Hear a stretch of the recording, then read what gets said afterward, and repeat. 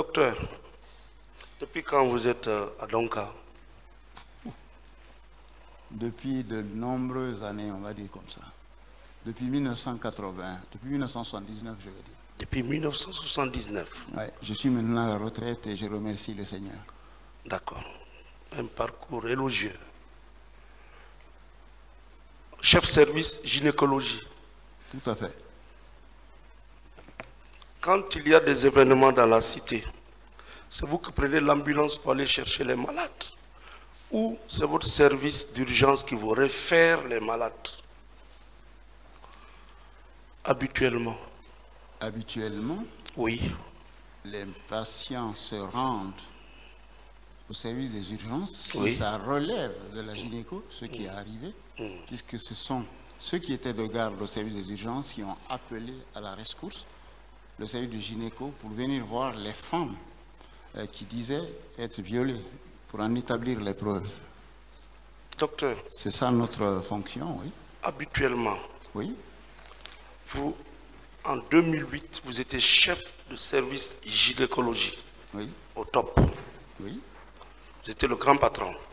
oui.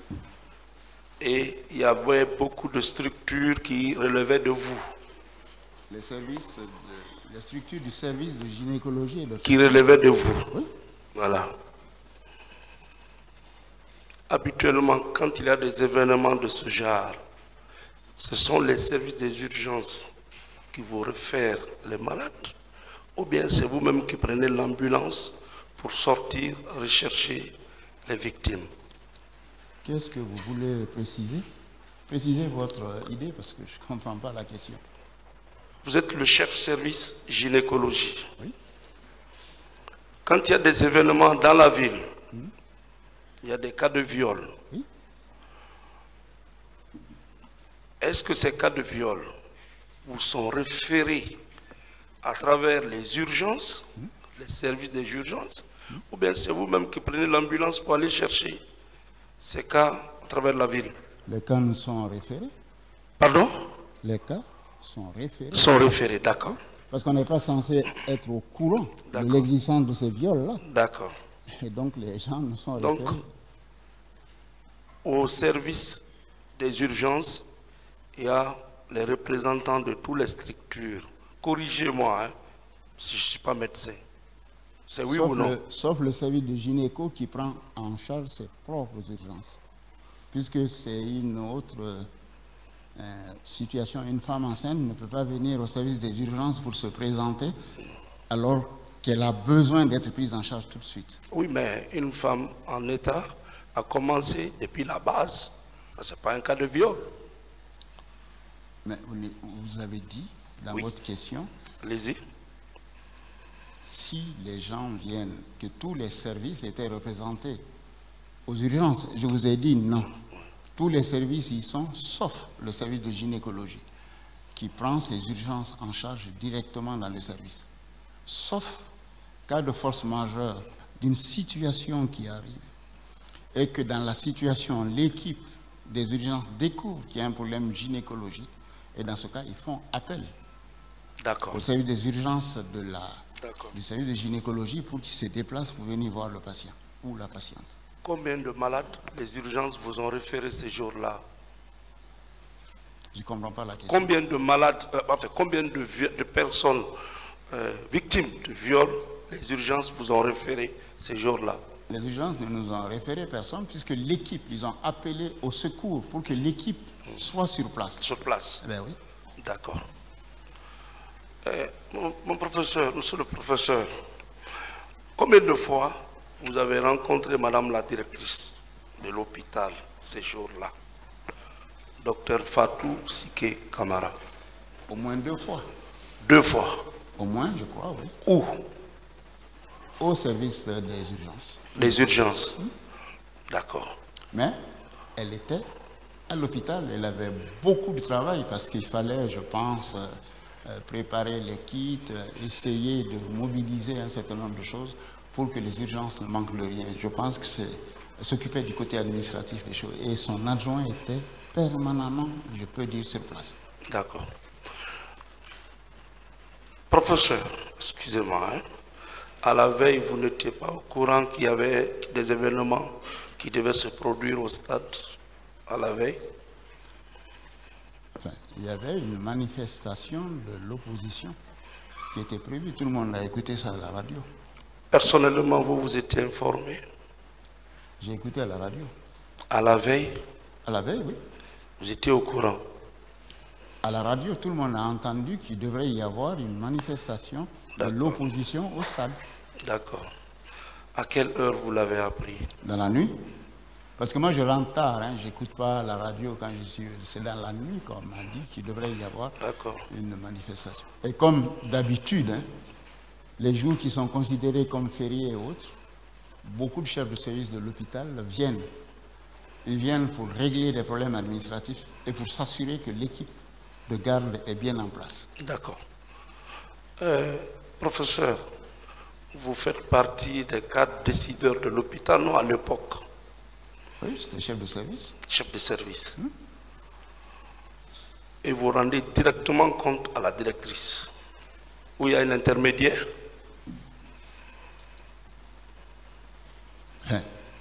Pour toutes les activités sont étudiées au cours d'une réunion. Ça s'appelle le monitorage. D'accord. On n'a pas à rendre compte au directeur tous les jours pour les activités qu'on fait. Non, il y a un monitorage organisé qui permet de voir et de passer au peigne fin toutes les activités faites au niveau des services. Le stade est à moins de 2 km de votre centre hospitalier. Oui. Vous êtes un chef de service. Oui. À la veille, vous apprenez qu'il y a des manifestations. Oui. Et qui parle de manifestations en Guinée, c'est qu'il peut toujours y avoir des débordements, des blessés. Est-ce que vous avez pris soin d'appeler Madame la directrice pour lui dire, je viens d'apprendre qu'il y a des manifestations, prenons les dispositions? C'est pas mon rôle, ça. C'est pas votre rôle. L'hôpital a des principes.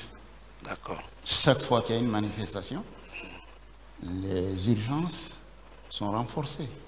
Je viens de vous dire que lorsque, au service des urgences, ils ont constaté qu'il y avait un débordement, qu'il y avait beaucoup de blessés, ils m'ont appelé, mes assistants. Monsieur, on nous a appelés parce qu'il semble qu'il y a beaucoup de problèmes aux urgences. Donc, nous allons voir ce qui se passe et nous vous tenons au courant. C'est ce que je viens de dire. Oui, mais s'il vous plaît, on dit le médecin après la mort. Ah bon? C'est ce que nous avons appris. Mieux vaut prévenir que de guérir. Ah bon? Donc vous supposez que quand il y a une réunion quelque part, il va forcément y avoir la violence. C'est ce que vous êtes en train de me dire. Professeur. Non, enfin, je vous pose une question à mon tour. Est-ce que c'est ce que vous pensez? Parce que c'était une manifestation de l'opposition où des discours devaient être prononcés. Très bien. Hein? Très bien. Est-ce que je dois déduire qu'il va y avoir violence à cause de ça? C'est ce que vous êtes en train de me poser comme question. Bien. Moi, dans mon entendement, une réunion qui se tient... C'est bon. Hein? Professeur, vous avez appris les tractations qui avaient eu lieu? Comment voulez-vous que j'apprenne ça? Moi, je suis médecin. Les démarches qui avaient été faites. Quelle démarche? Pour que la manifestation soit reportée. Je ne suis pas au courant. N'était pas au courant. Je ne suis pas un homme politique. Voilà. N'importe qui pouvait apprendre qu'il y a manifestation, mais vous, en raison de votre position, de votre statut de médecin, chef, je voudrais juste savoir si vous n'avez pas été inquiet de provoquer une réunion pour prendre les dispositions, au lieu que le lendemain, vous ne sortez en 2 ou 3 personnes en ambulance. Il a répondu à cette question. Une autre question. D'accord. Docteur, vous étiez parti à bord de combien d'ambulances? Je crois que j'ai dit ça déjà. Vous étiez au nombre de combien? Dans chaque ambulance, il y avait au moins 3 personnes, je pense. 3 personnes. Excusez-moi, combien d'ambulances? 5. 5. Or, Madame la directrice nous a dit ici, sauf erreur de ma part, que l'hôpital ne disposait même pas d'ambulance, qui n'avait qu'une seule ambulance. Mais c'est ce que je vous ai dit, que j'étais dans l'ambulance de tête qui appartenait à l'hôpital et que les autres ambulances Oui. appartenaient à des organisations. Il y en avait 2 de Médecins sans frontières, une de la Croix-Rouge et une des sapeurs-pompiers qui étaient bien présents ce jour-là. Qui étaient dans l'enceinte de l'hôpital ou c'est vous qui les avez fait appel? Les ambulances étaient tous là parce que quand il y a, dès qu'on découvre qu'il y a urgence, les ambulances se regroupent. Comme les urgences devaient venir à l'hôpital d'Onka, les gens de Médecins sans frontières se sont dit, nous venons à l'aide à l'hôpital. Puisque de toutes les façons, ils n'ont pas de structure où prendre en charge. Les prises en charge se font à l'hôpital. Donc ils sont venus vers l'hôpital. Ça a été le cas de la Croix-Rouge. Et les sapeurs-pompiers étaient dans leur droit. Ils viennent dans l'hôpital le plus grand et l'hôpital qui s'occupe habituellement. C'est pour cela qu'ils étaient présents. On a eu à faire appel à personne. En tout cas, quand moi je suis venu, les ambulances étaient sur place. Et c'est après que nous avons décidé d'aller. D'accord.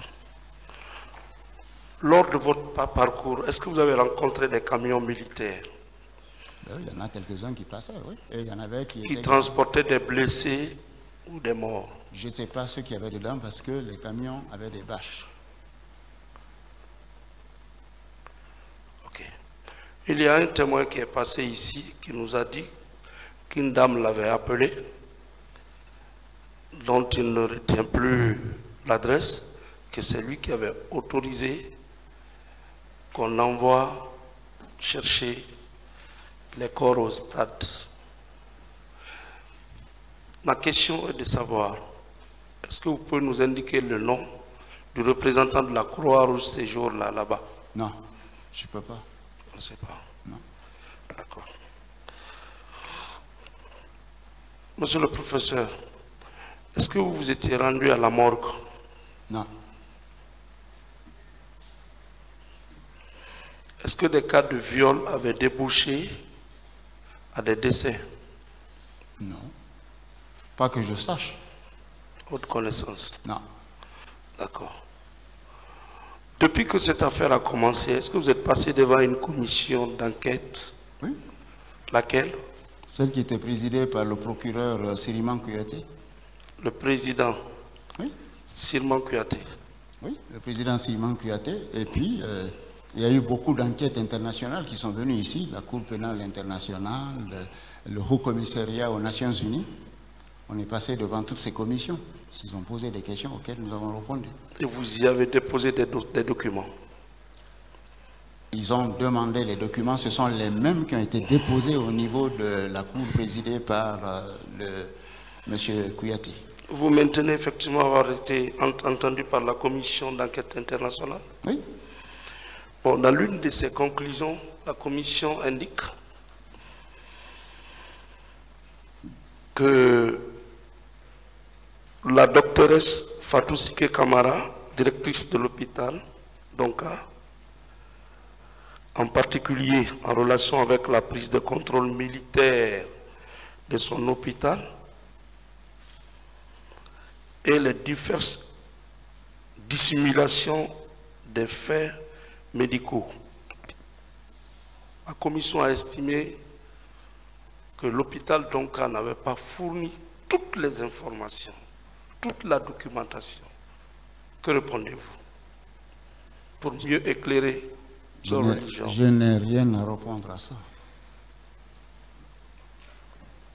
D'accord.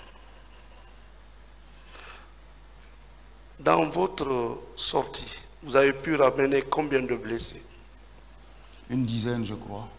Parce qu'il y en dizaine. avait quelques-uns dans l'ambulance où j'étais, dans l'ambulance qui suivait. Et comme je vous l'ai dit, les gens avaient peur de signaler.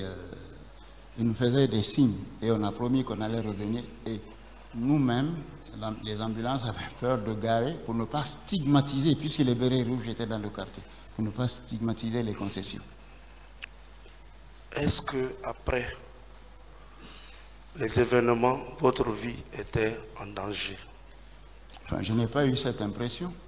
Et de toutes les façons, j'ai fait mon devoir de médecin et de citoyen. C'était ça mon devoir, d'aller voir s'il y avait d'autres blessés auxquels on pouvait apporter un secours. Personne ne vous a menacé après? Non, pourquoi? Non, je veux le savoir. Non? Merci, Monsieur le Président.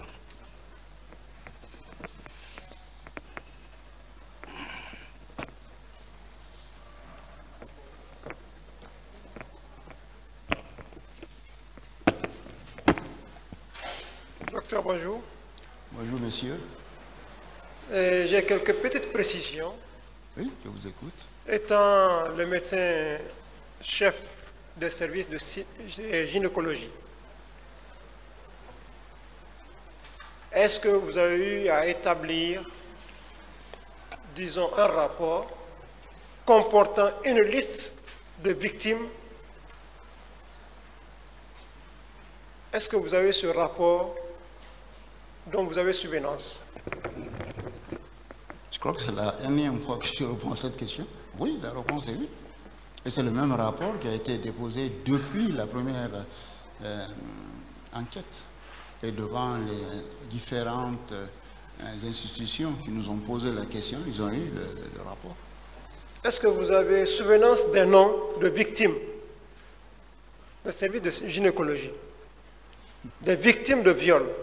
Vous avez souvenance, enfin, vous avez souvenance Des- de tous les noms des personnes. Des noms des victimes de viol. Les noms? De quelques noms. Vous avez eu à parler de 29, quelque chose comme ça. Même si j'avais les souvenirs des noms, je ne vais pas vous le dire. Je suis tenu par le devoir Le de secret, réserve. le Et le secret. secret médical, bien sûr. Oui. Mais nous avons besoin ici, pour la manifestation de la vérité, de quelques noms, parce qu'il faut en discuter. C'est bien, même le tribunal n'allait pas l'autoriser à citer les noms ici. Vous pouvez poser une autre question, maître. D'accord, monsieur le Président. Est-ce que vous avez eu des cas de torture? C'était pas ça mon rôle. Hein. Mon rôle. Excusez-moi, excusez-moi. Celles qui ont été violées, Oui. elles ont été forcément. C'est la plus abjecte des tortures qui puissent exister. Oui. La violence sexuelle. Oui. C'est la plus abjecte. OK. Et souvent, les gens utilisent ça pour détruire le mental des personnes. Et moi, en tant que médecin, je m'insurge comme ça. Je fais un commentaire qui sort des questions qui m'ont été posées. Mais je vous donne ma position sur la question. C'est la plus abjecte de violence qui existe. En dehors des cas de viol, est-ce que vous avez eu à entendre parler de torture dans vos services à l'hôpital d'Onka? Je pense que la raison de ma présence ici, c'est de dire ce que j'ai vécu, ce que j'ai vu, ce que j'ai entendu. Tout le monde l'a entendu, donc je n'ai pas besoin d'en parler. Et c'est pourquoi je vous ai posé la question. Est-ce que vous avez eu à entendre de torture? Je Parler ne de réponds torture. pas à cette question. Je viens de vous dire que la raison de ma présence ici, c'était de dire ce à quoi j'ai assisté, pas de parler de ce que j'ai entendu. J'ai entendu beaucoup de choses. Merci, monsieur le Président.